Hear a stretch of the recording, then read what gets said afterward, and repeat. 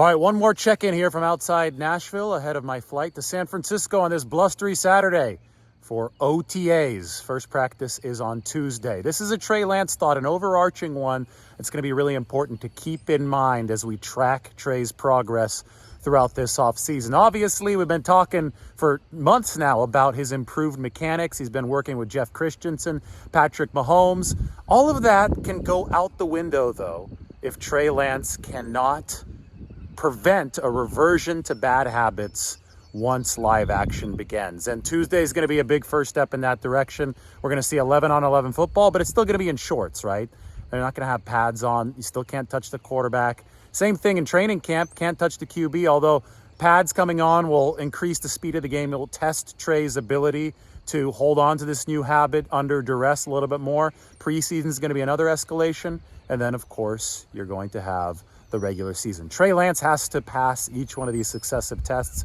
He has to apply the better base, the quicker release, the new technique throughout all of this intensifying challenge. So that's key. But if he can do it, the 49ers believe the sky is the limit for him. And here's my thing. He doesn't have to do it 100% of the way.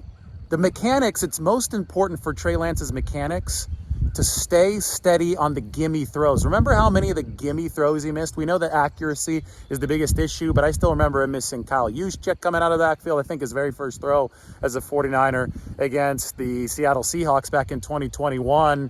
I think it was Juszczyk or as George Kittle was somebody that was just 2 yards past the line of scrimmage, and the throw was hopelessly off target. He obviously missed Tyler Kroft for what should have been a touchdown last year on a deeper throw, but it's the gimmies. As long as you can execute the short game, and if the mechanics can improve just for those shorter passes, everything else can fly out the window. If he just improves on those shorter passes, Trey Lance can be very, very efficient because those are the bread and butter of this 49ers offense. Just think of the options. Think of the devastation that the 49ers run game to set up the pass game can pose if you've got Trey Lance and his legs and his running ability on the field at the same time as Deebo Samuel and his multi-positional availability and Christian McCaffrey and his multi-positional availability. You could see what Kyle Shanahan was salivating over. The problem is if Trey is not consistent enough on the gimmies, the offense can never reach an efficient platform. So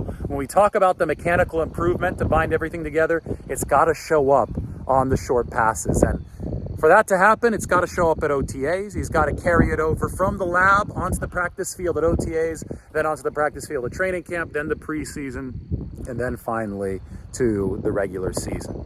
I'm gonna be on my way. I've swung through Atlanta today on the way to the Bay Area, so I'll do a video in Atlanta on Brock Purdy. Stay tuned for that. But the beginning of the journey that we all get to watch now with Trey Lance trying to develop post-injury, get that improvement in that the 49ers have known that he's needed the whole time.